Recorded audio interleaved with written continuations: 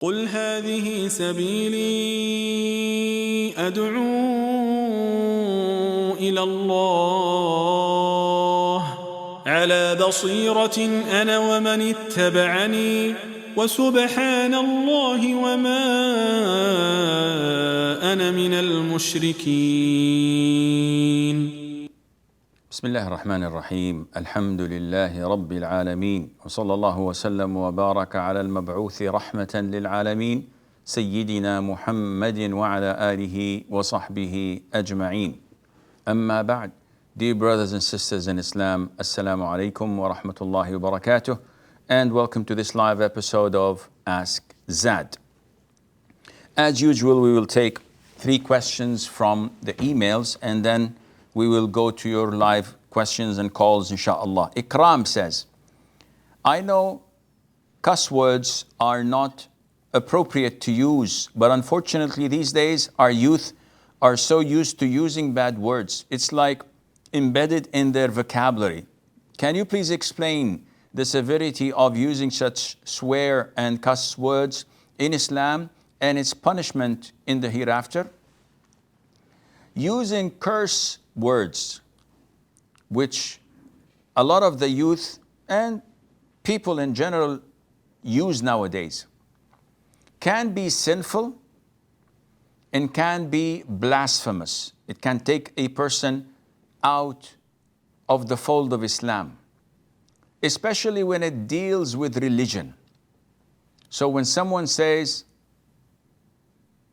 holy F or holy S about something. Now, when you say holy, this is something referring to something that is sacred in your religion. When someone says holy cow, he has to be a Hindu because they worship cows. So for a Muslim to use such words, or sometimes may say, Jesus Christ, what's this? Or whatever.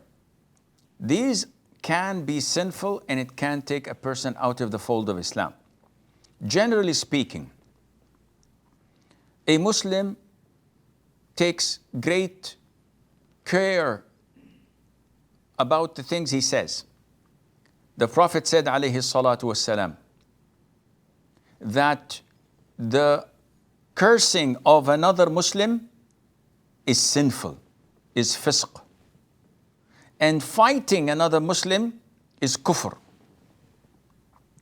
And he also said, alayhi salatu wasalam, that a believer, a true mu'min, is not a person who slanders, who curses, or who uses profanity and vulgar language. So these are all indicating that this is sinful. Abu Bakr was at the presence of the Prophet ﷺ when a man came in and started talking ill about Abu Bakr. They probably had something to argue about and there was a dispute, disagreement. So the guy was talking ill about Abu Bakr. And Abu Bakr was not replying, was not reacting. And the Prophet was sitting there, alayhi salatu wasalam. Until it reached a limit where Abu Bakr could not hold himself, so he replied to the man exactly in the same fashion. Here, the Prophet stood up and left, alayhi salatu wasalam. So Abu Bakr said, O Prophet of Allah, the guy was saying these evil things and bad things about me and you didn't do anything. And when I defended myself, you said, you stood up and left. The Prophet said, As-salam, while he was saying what he was saying, there was an angel defending you and replying to him. The moment you replied to him, the angel left and a devil came in his place, and I would not sit in a place where devils sit. So this is something that every Muslim should be careful not to use vulgar language or bad words, because this impacts his heart, it tarnishes his record books, and he would be sinful for that. The second question is from Sumayya, and Sumayya says, while memorizing a verse containing sujood, prostration, do I need to go for sujood each time I read or say it? The answer is no. This is not mandatory, and even if you deliberately skip it, not while memorizing it, rather but while reciting it, there's no sin in that, inshallah. And finally, Farah says, I've read somewhere that hell has a cold portion called Zamharir. And there is a hadith or a dua that would prevent us from going there. And this dua says, Allahumma ajirni min zamhariri jahannam. Is this authentic?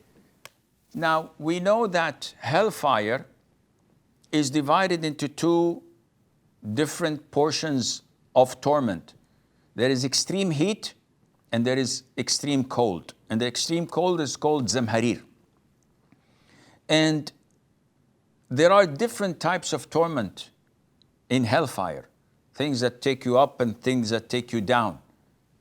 Things that you drink and would burn your intestines, your face, it's horrible. Different types of torments.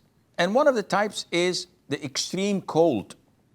And one does not imagine how can cold be a form of torment until he hears about frostbites and how people lose their fingers and limbs due to cold. If you notice that some type of gases are so cold that they would burn you, like nitrogen, liquid nitrogen. If it comes in contact with your flesh, it burns it. So it is a form of torment. Is the hadith authentic? The answer is no. The hadith is not authentic. However, if someone is living in Canada or up north where it's freezing like 20 or 30 degrees below zero, and he simply asks Allah to protect him from az-zamharir in hellfire, which we know that is authentic and there's nothing wrong in that, providing he doesn't say it with the conviction that this is a hadith, because it's not a hadith and Allah Azza wa Jal knows best. So we take Rishad from Tunisia. السلام عليكم شيخ. سلام الله. First of all, تقبل الله. آمين. منا ومنكم. My question is, what is the ruling of the woman covering her hands in Salat? And should she cover all of her hand or the back of her hand? جزاك الله خير. Okay. وجزاك. Second question is from Fidan from Turkey. Assalamu alaikum, Sheikh. Samtullah. So my question is, I have to give zakat, but I don't know like a poor or needy person personally, but I know a few people who are on the street and they sell like towels and tissues, and one of them is living on a wheelchair. So can I go up to them and ask them if they're in need of money and if they're Muslim, and then just trust them, like trust their word and give it to them by judging what's apparent? What did you say before the wheelchair? Someone who is what? Like they sell tissues and towels, and like they seem poor or needy, but I don't know like for sure what's their condition. Okay, I will answer inshallah. And Abdullah from Bangladesh. Assalamu alaikum wa rahmatullah. Assalamu wa barakatuh. I just saw a YouTube clip from a Muslim speaker. I don't understand what you're saying, Abdullah.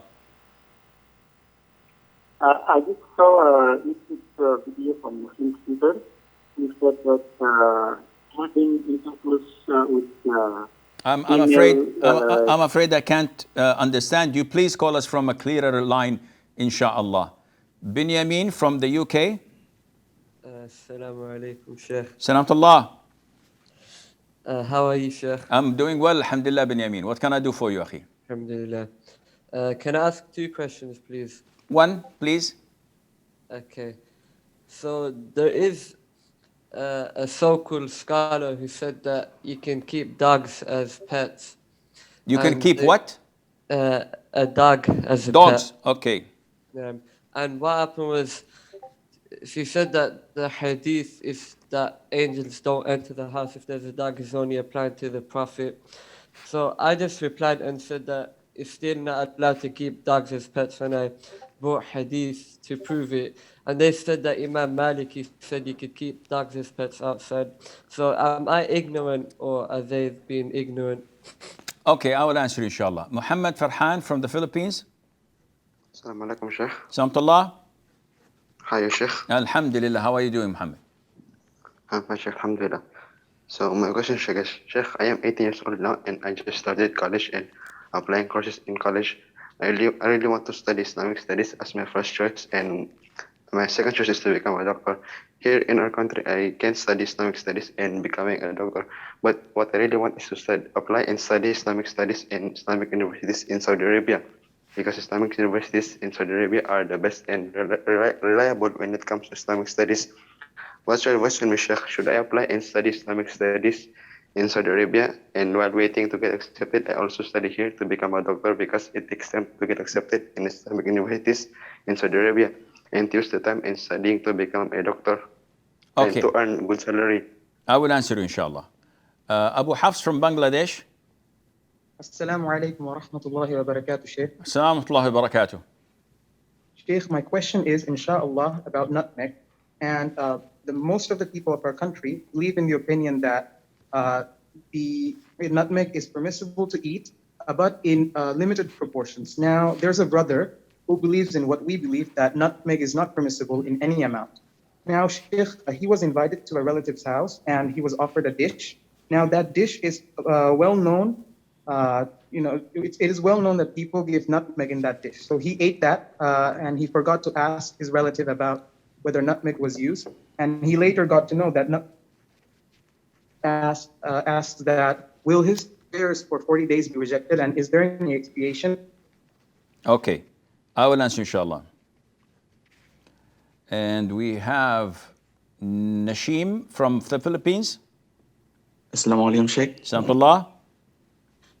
I have one question, Sheikh. Yes. I need some of your advice, Sheikh. I want to give dawah in social media, but I don't know the set of rules of giving dawah in the social media, and I don't have enough Islamic knowledge. So what's the first thing that I should do, Sheikh? Okay, I will answer inshallah.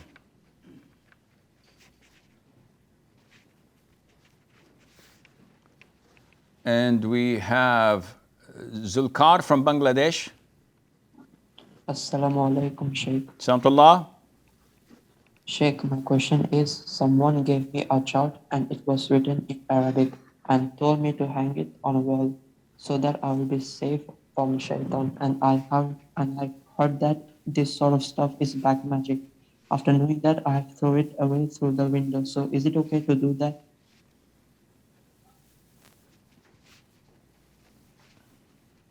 Okay, I will answer inshallah. Kaif from India. Assalamu alaikum, Sheikh. Samtullah. Sheikh, is it permissible to seek help from non-Muslims, like borrowing money, and also to tell about the family? Jazakallah khair. Wa jazakum.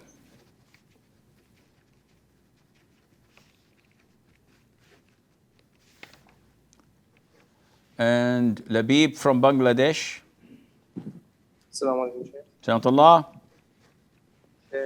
We have a custom in here in the Indian subcontinent, Bangladesh, Pakistan, and Bangladesh, India, that when the brother-in-law comes, we take the money. Now the question is, Sheikh, I did not understand your question, Labib. You have a custom in the subcontinent to take money from whom? From the groom. From the groom. Yani the family of the girl, they force the groom to distribute money to them. No, it's not forcing. It's like we make a gate, and while he's going through the gate, he gives money to the relatives of. Yes, Sheikh. Now the question is that some of them scholars are saying that it's not permissible because we don't know whether they are giving it willingly or not willingly. And the question is it permissible for us to take, though we don't know that he is giving it willingly or not willingly? Okay, I will answer inshallah. Taimur from the UK. Samtullah. What's the Islamic ruling on nationalism? What do you mean by nationalism? Like when people are too proud of their country and disregard other people of their country and stuff like that. Okay, I will try to address this. Sidi from Germany. Assalamu alaikum, Sheikh. Salamullah. Sheikh, what's the ruling of the people who are living in a country with an iqama where they didn't attain it legally from an authority but brought it from someone with the name and the information of the owner who owned the iqama before? For example, a person wants to migrate and live in a country, but it's very difficult for him to attain iqama there with his name. So he bought for... He bought? Sidi? Okay, I think we lost Sidi. Halima from France? Someone of the... Halima? Or Afrits. Or... Okay, guys, do we have Sidi or Halima? Salam alaikum, Sheikh. Alaikum salam wa rahmatullah. Yes, sir.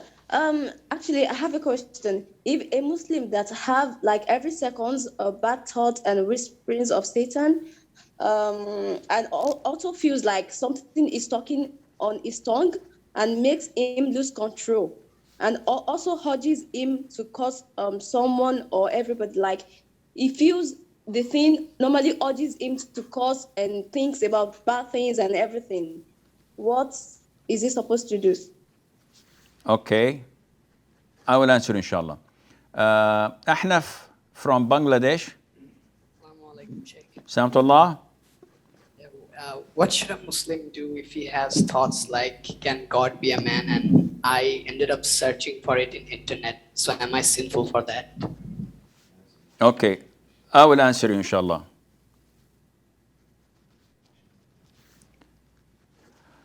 And we have Real from Bangladesh. Assalamu alaikum, Sheikh. Salamullah.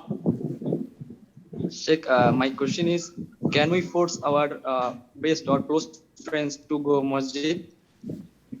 On gunpoint, or how do you force them? They are best friends in Islam. Yeah, how do you force them? By gunpoint or what? No, sorry, just they are, we are just stay all this time. We stay and so can we force or not? Okay, Aryan Madid from India. Yes, Sheikh, I have a question. Actually, not a question, but I want to become a Hafiz. So give me some advice to become Hafiz. Okay. I will answer you, inshallah. And Sadiqa from Bangladesh.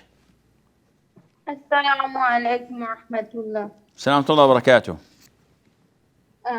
Sheikh, one of my aunt, she is a Muslim and she prays 5 times, but she and her children worship her husband's graveyard, and she makes money out of it. What does she do? She makes money out of it. Out of it, of what? Worshipping the graveyard. She called everyone to worship the graveyard, and they give money to her. They udhiya there, lots of things, a festival like a thing. Okay. And my relatives try to convince her that this is shirk, but she don't convince, and she used to believe that her husband is a special person. So should I need to maintain my kinship with her as I maintain my kinship with other relatives? Okay, I will answer inshallah. Mujtaba from India. Mujtaba. Assalamu alaikum, Sheikh. Wa alaikum salam. Sheikh, I have a problem with waswas, but the thing is, when I have the waswas, in my mind, I have like 2 options. If, for example, if I'm reciting the tahiyyat, I have a problem that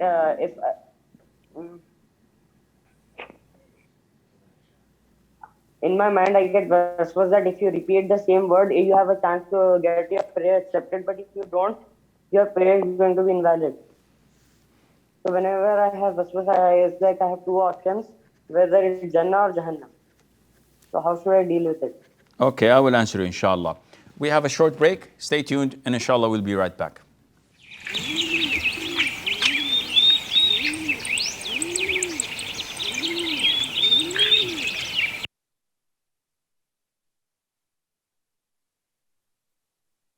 Assalamu alaikum wa rahmatullahi wa barakatuh.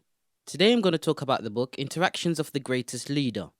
Prophet Muhammad sallallahu alaihi wasallam reminded us through his guidance and example that Islam is complete submission to the will of Allah.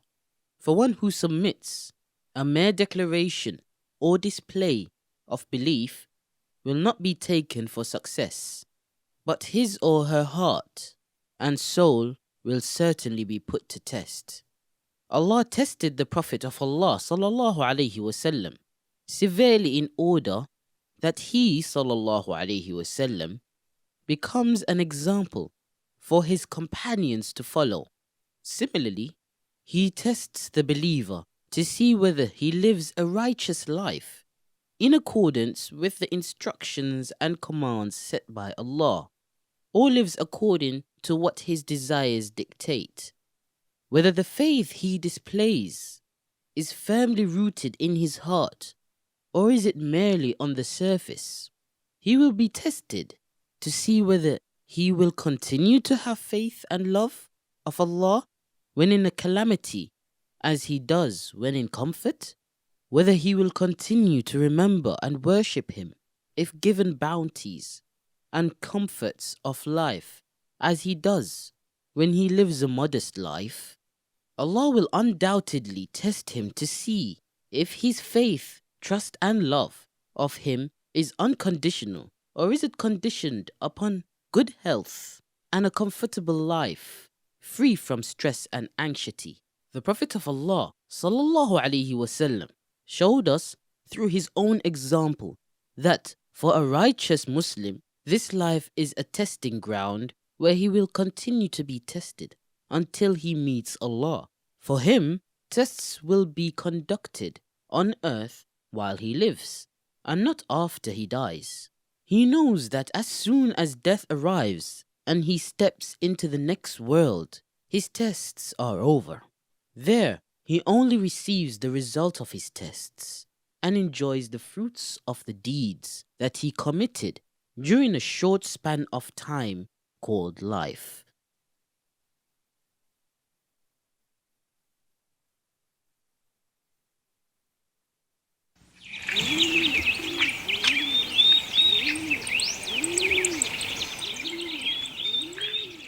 Assalamu alaikum wa rahmatullah and welcome back. Rashad from Tunisia says, what's the ruling on covering the hands for women in Salat, or is it permissible to cover the back of the hand? The answer is, if there are no non-mahram men, it is prohibited to cover the face or the hands. She must not cover them in Salat. But if there are non-mahram men looking at her, then she is obliged to do that. Fidan from Turkey, she says, there is zakat due upon her, but she doesn't know any poor people. So is it possible for her to go to those beggars on the streets, those who sell napkins and tissues, or who are on wheelchairs, and ask them if they are people of zakat, they're poor or needy? The answer is no, generally speaking, because most likely these people are professional beggars, and they're probably richer than you and me. You must fulfill this pillar of Islam by asking those around you. So ask your relatives, ask your neighbors. They would definitely know truly poor people who are unable to pay the rent, who are unable to buy medication, who are unable to renew their residency in that country due to the fact that they are immigrants, like the Syrian immigrants, etc. Then you can give them from the zakat, inshallah. Benjamin from the UK, he says, I heard a scholar saying that it is permissible to keep a dog as a pet, and the hadith refers only to the Prophet alayhi salatu wasalam. Akhi, this is not a scholar, this is an ignorant imbecile. And you should not take your religion from any Tom, Dick, or Harry. This is religion. When you have stomachache, you don't go to a mechanic. You don't go to a dentist. You go to a proper doctor, physician, who knows and have studied what you're talking about. When a person rejects the hadith of the Prophet ﷺ by quoting that Imam Malik permitted taking dogs as pets, keeping them outside the house, this means that this guy doesn't understand what Islam is. Who is Malik? Who is Abu Hanifa? Who is Ahmad ibn Hanbal? Who is Shafi'i compared to the Prophet ﷺ? They're nothing. They're no one. Yes, to us, they're great imams. But our greatest of them all is the Prophet ﷺ, whom we are ordered to follow what he taught us. Muhammad from the Philippines, he's 18 years old. He wants to study. He's at a crossroad. Should he study engineering or medicine to become a doctor or an engineer and earn money? Or should he apply to Islamic universities in Saudi Arabia, come and study 6 years or 7 years and become a graduate of an Islamic university, not knowing will that put food on the table or not?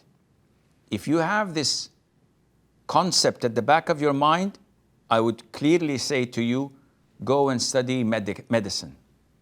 Don't come and study Islamic studies, because if you don't have the drive that would make you tolerate hardship, if you're the kind of person that needs a certain standard of living, then studying and teaching and working in Islamic education is not your cup of tea. It doesn't pay. It fulfills your iman. It gets you closer to Allah, but it doesn't allow you to buy a new car every 3-4 years. It doesn't allow you to invest and have money and give right, left, and center like worldly education does. So it all depends on your drive, on your conviction, on your amount of patience and tolerance for the deen. If you don't have it in you, akhi, don't have high aspirations thinking that, oh, I'm going to be a scholar, without knowing that it's a difficult road to cross. Nevertheless, you can combine and have both at the same time. So you can do your medicine and you can apply to online universities where you will learn a little bit about Islam on your terms. Of course, unlike the focused and concentrated education you would get in Saudi universities, but at least you can combine between both and make a win-win, inshallah. Abu Hafs from Bangladesh, he's asking about nutmeg. And one of the viewers, Allah khair, they corrected me. I'm always saying nutmeg. And then they said, that's very funny, it's not meg. Well, sue me. What can I do? I'm not an English native speaker, so it's good that I can communicate with you guys in English. So nutmeg. A person who believes it's haram goes to dine at a house of Muslims.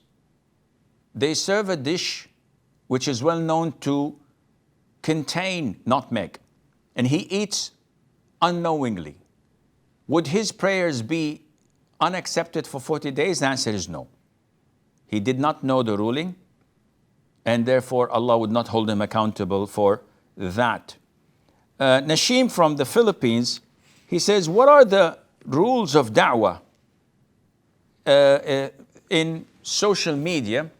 And for someone who does not have knowledge, akhi, this is a no-brainer.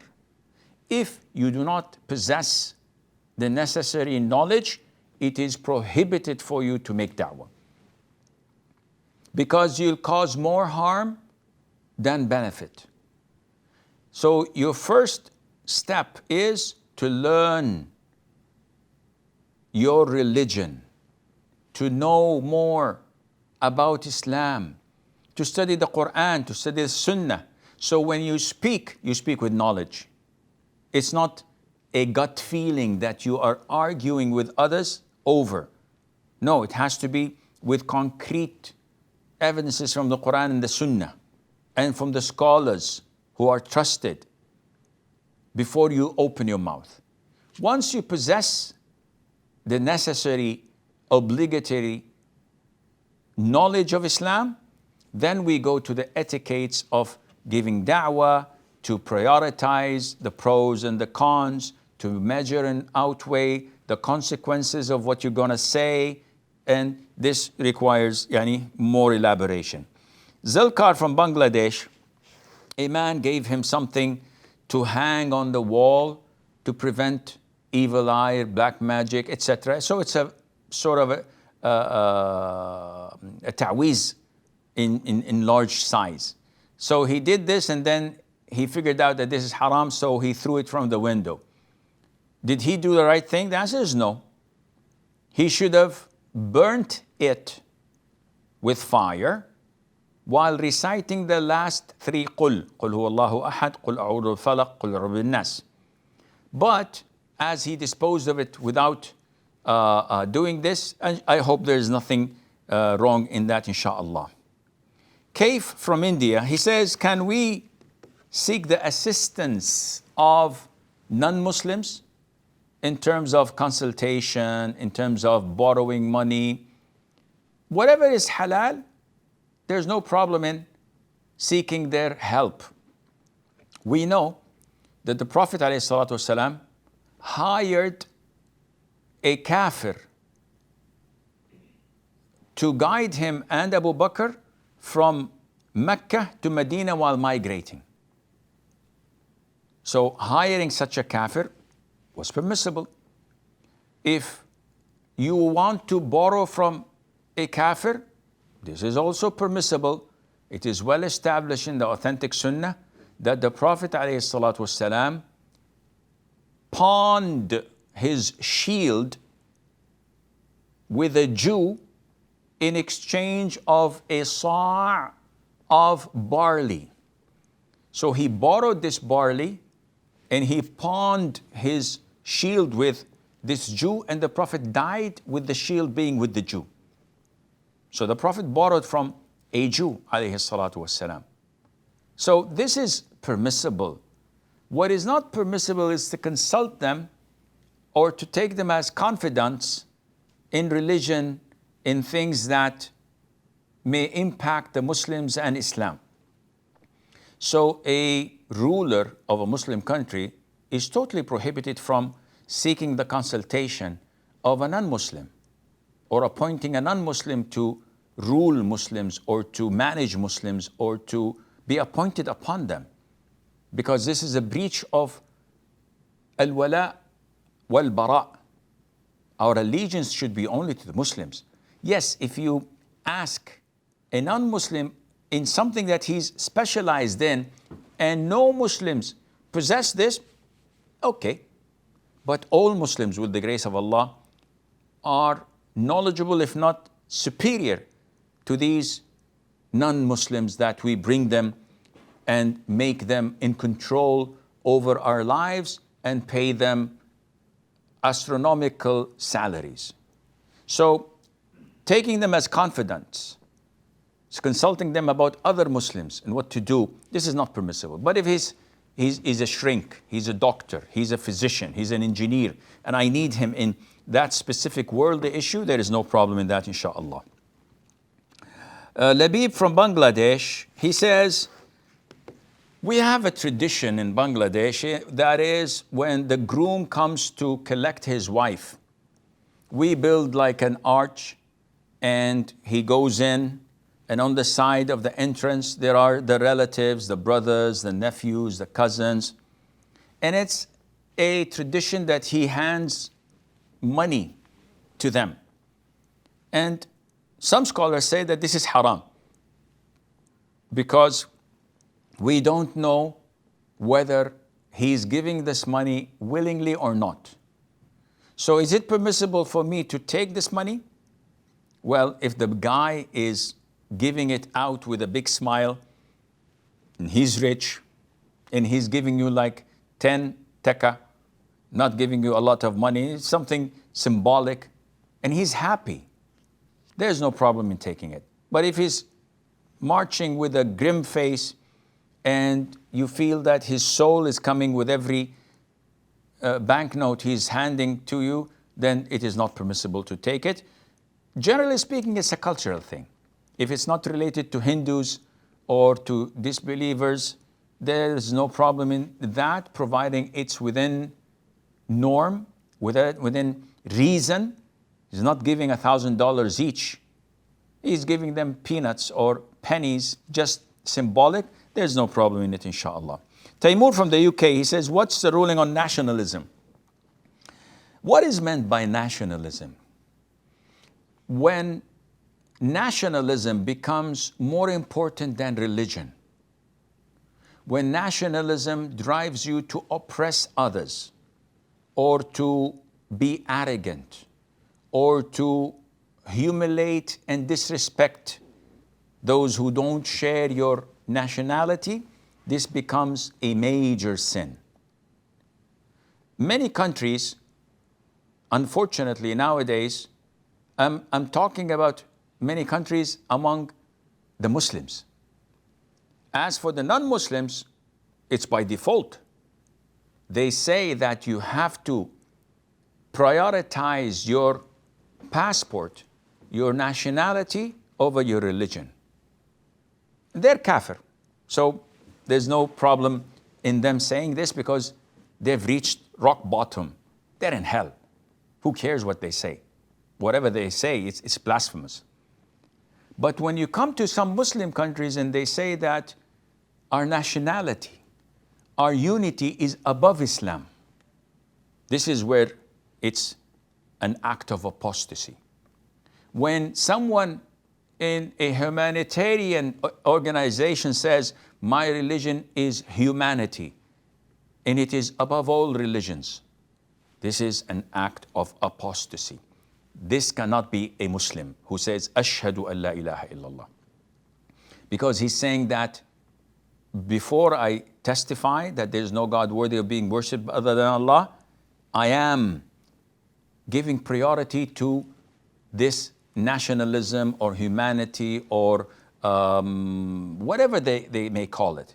So in this sense, yes, nationalism is prohibited, if not worse. But if nationalism deals with religion, so if your country establishes Sharia and rules by it, defends Islam, calls people to it, honors the religion, then nationalism is defending the country, honoring the country due to what it does to Islam. And this happens only in countries that implement Sharia, that announce and proclaim Islam to be their religion and constitution, and no one else. CD from Germany, his question wasn't full, but I believe that he was referring to something that is prevailing and apparent in Europe specifically, where lots of immigrants from, unfortunately, Muslim countries, whether crossing the Mediterranean through Libya or elsewhere, or illegal immigrants who came through Eastern Europe, here or there, or by any means, they set foot in these countries and they buy documents. So my name is Asim, I go and say my name is Abdi, and my family's name is so-and-so, and I was oppressed, I was jailed, I was this, it's all lies. And I end up with documents stating that my name is not my real name, and that my birthplace is not my birthplace, giving me a false identity due to the documents that I presented to them, which were false, due to the lies I told them and how I cheated them. So now I'm a totally different person. What is the ruling on that? This is totally prohibited and haram and sinful. And living there is sinful. You did not migrate there because you were fleeing oppression. Rather, you're looking for an easy buck, a higher standard of living. And you had no problem with not bending the rules, breaking all rules to reach your target. By hook or crook, who cares? I just want to reach my objective. Halal, haram, we will ask Allah for forgiveness, maybe make umrah. Nothing, no harm is done. This is totally prohibited and haram, and whatever benefits they're getting from the government with their false identity, this is also haram. And I don't know what kind of a life such people are living. Halima from France, she says there's a person who is overwhelmed by whispers of shaitan. The shaitan speaks on his tongue and he hears this. This person curses and swears and says inappropriate things. What to do? I don't know. If this person is forced to do these things, then he is insane. He cannot be classified as sane. And no one can judge him except Allah. So if I speak in a different tongue and I curse and I swear and I step on the Quran and I say blasphemous things and then I say, whoa, I didn't know I was doing this. This is not me. Something is pushing me. This person is possessed by jinn, or he has black magic, or he has something evil in him. But who to judge him? Allah. Only Allah knows if he's telling the truth or faking it up. What to do? I believe that the best course of action is to perform ruqyah. So this guy, if he's sane in conscience, he should recite ruqyah on himself. Like multiple times during the day and the night. Makes a lot of dua in sujood. And at the last third of the night, and between adhan and iqamah, at the times where Allah answers your dua, that Allah cures him. If he's unable to do that, he should go to someone with sound aqeedah, a raqi, a person who knows how to do ruqyah, and to perform ruqyah on him, asking Allah Azza wa Jal for cure and healing. Allah knows best. Ahnaf from Bangladesh, he says, we have whispers about Allah. And I don't know what to do about these whispers.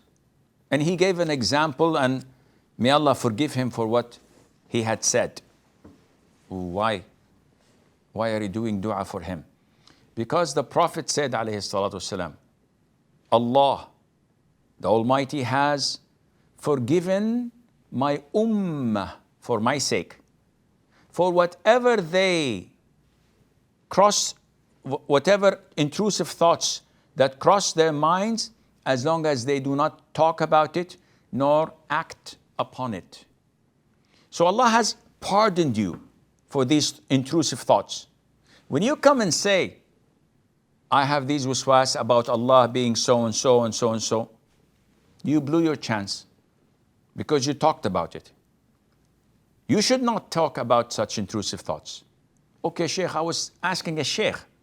I was not boasting about it. Well, next time ask the Sheikh in a third person's voice, not altering your own voice. Rather say, Sheikh, someone says that he has intrusive thoughts about Allah in the sense that this and this and this happens. Is this person kafir or not? Not about yourself. Secondly, these intrusive thoughts come because you invited them in. If someone knocks on your door, and I usually use this example in my counseling sessions with OCD people, and you say, who is it? And he says, I'm a house burglar. If you open the door, invite him in, lead him to your living room, and ask him not to steal anything, do you think he would comply? The answer is no.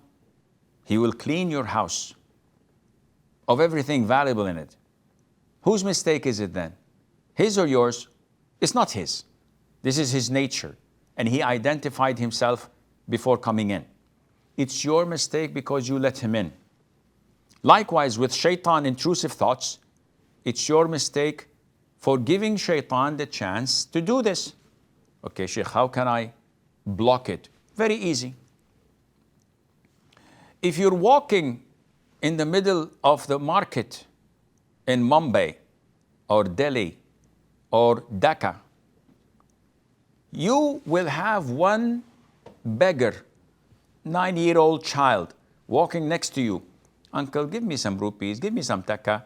Please do this for me. Please, I need to feed my family. My mother is sick. I have to buy some medication. Uncle, please, may Allah take you to Jannah. This child, who's a professional beggar, walks next to you. If you stop for a second to give him some change, or to communicate with him and say, why don't you work? Why don't you do something? Where do you live? You will cause another 100 children to rampage you. They will be like swarms over you because you're a potential customer. They will rip you from your wallet, from your watch, from your whatever you're having on you. It's your mistake. The same thing happens with shaitan.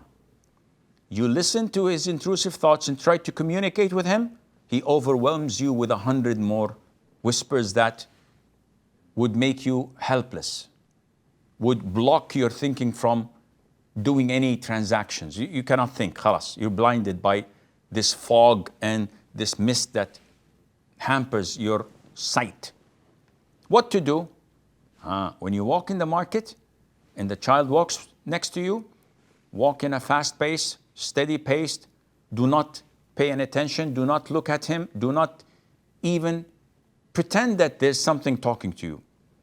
After 10 steps, he will leave you and go to someone else. And this is what will happen with shaitan. It is your problem in the beginning. It's your problem in the end.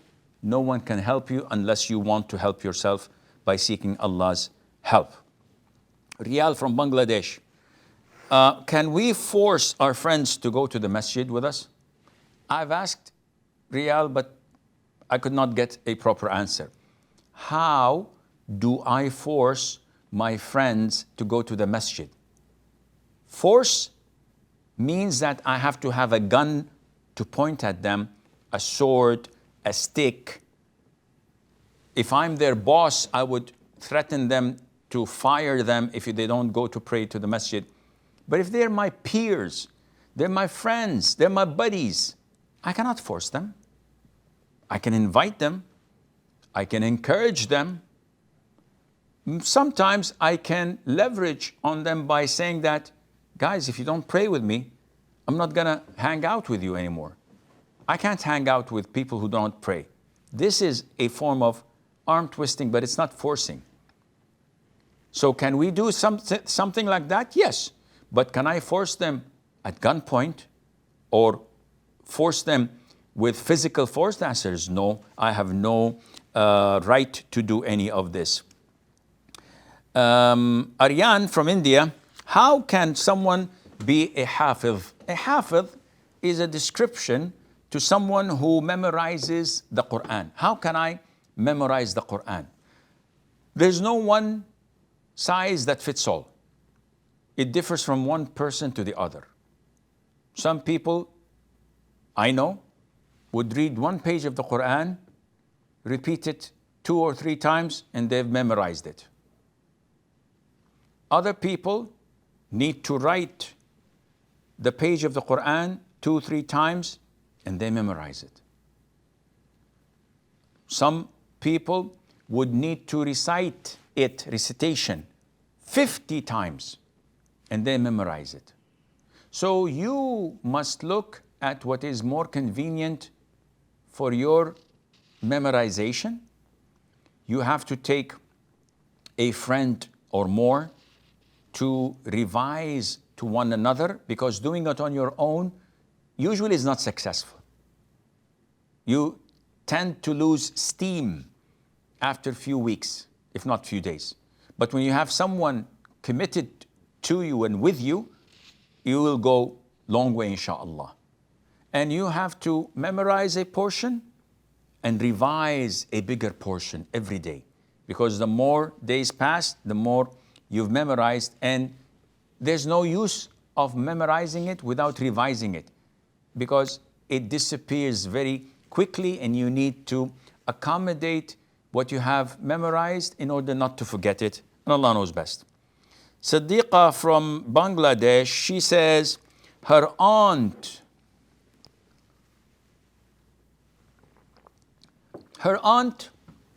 worships graveyards, dargahs, and she collects money from people who would appoint her to do sacrifice, qurbani, for the graves and acts of shirk.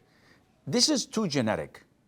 I don't know if she's doing this as a form of shirk and she's worshipping the actual graves or not.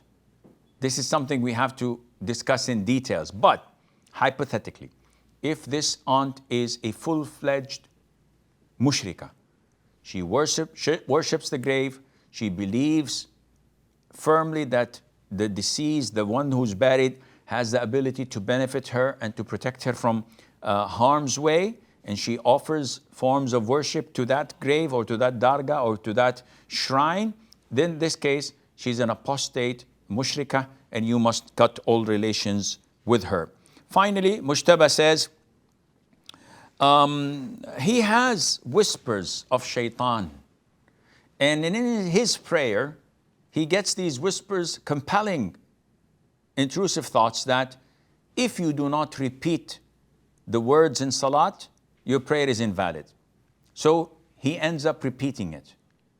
And he asks what to do. Well, I would highly advise you to have a counseling session if you can afford it. If not, analyze your situation. At the moment, you can't see. You have fog on your eyes, and this is what's hampering your thinking. You have to clear your sight and analyze with a pen and a paper. Who's bringing me these thoughts? Answer, shaitan. Are you sure? Answer is yes. Then I'm asking you, why are you listening to shaitan? Oh, Sheikh, I don't know, I have these. Don't beat around the bush. Why are you listening to shaitan? You're inviting him in. You're the one who's standing in the middle of the market giving change to a beggar while seeing a swarm of beggars coming to attack you. It's your mistake. So you have to draw the line. You have to think positively. You have to know and learn the tricks of shaitan in order for you to be able to fight it off, and Allah Azza wa Jal knows best. This is all the time we have until we meet you tomorrow at 4 o'clock Mecca time. I leave you في أمان الله. والسلام عليكم ورحمة الله وبركاته.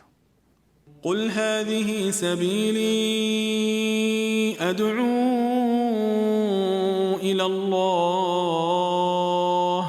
على بصيرة أنا ومن اتبعني وسبحان الله وما أنا من المشركين.